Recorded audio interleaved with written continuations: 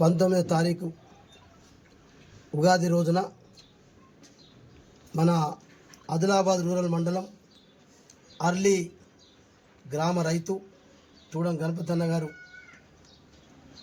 పంటలు వండక ఆశించినటువంటి హీల్డ్ రాకుండా దిగుబడి రాకుండా పండేటువంటి పంటల్ని మార్కెట్ తీసుకుపోతే కొనే నాతుడు లేక తేమ పేరుతోటి నాణ్యత పేరుతోటి అనేక రకాల ఇబ్బందులతోటి తను నవంబర్ 18 తారీఖు నాడు ఆదిలాబాద్ అగ్రికల్చర్ మార్కెట్లో మాట్లాడిన మాటలు క్లిప్పింగ్స్ ఉన్నాయి. ఆ రోజే చెప్పిండు, నేను కౌలు పట్టుకున్నా, నేను కౌలు రైతుతో పాటు కొంత సంత భూమి ఉంది. తన నోటితో చెప్పిండు 3,70,80,000 తను చెప్పిండు. 18 ఎకరాలు పట్టిండు, అంతా 14. మీరు వచ్చి చూసుకోవచ్చు. ఇవాళ కౌలు రైతుకు రైతు భరోసా ఇస్తాను, పట్టుదారికి ఇస్తాను చెప్పిండు. తన ఆశా పాపం, నేను కూడా కౌలు రైతునే, నాకు కూడా రైతు భరోసా వస్తుంది, నేను ఎవరిని పట్టినా పట్టుదారికి వస్తానని చెప్తున్నానని చెప్పి అట్లా మూసిపోయాడు. రుణమాఫీ అయితే అని చెప్పిన 2 లక్షలు అందరికీ ఇస్తామని చెప్పిండు. ప్రతి ఒక్కరికి 2 లక్షల వరకు ఎందరికి ఉన్నదో 2 లక్షలకు ఎక్కుంటే మీరు కట్టుకోనా, 2 లక్షల వరకు నేను బ్యాంకులో జమ చేస్తాను. 10 ఇస్తున్నాను, నేను 15 ఇస్తాను చెప్పిండు.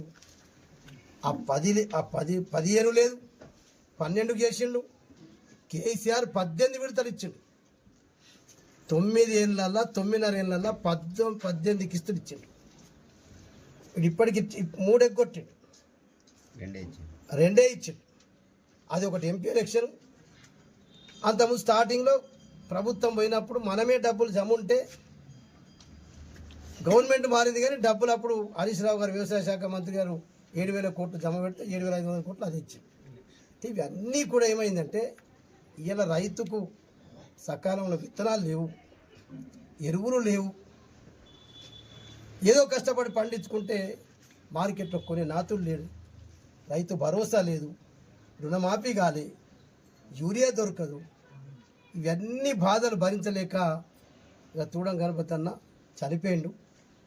ఆ కుటుంబానికి ఖచ్చితంగా ముందే హెచ్చరిక చేసిండు. మాట్లాడిన క్లిప్పింగ్స్ ఉన్నాయి. జిల్లా కలెక్టర్ గారికి తెలుసు, స్థానిక ఎమ్మెల్యేకి తెలుసు, స్థానిక ఎంపీకి తెలుసు.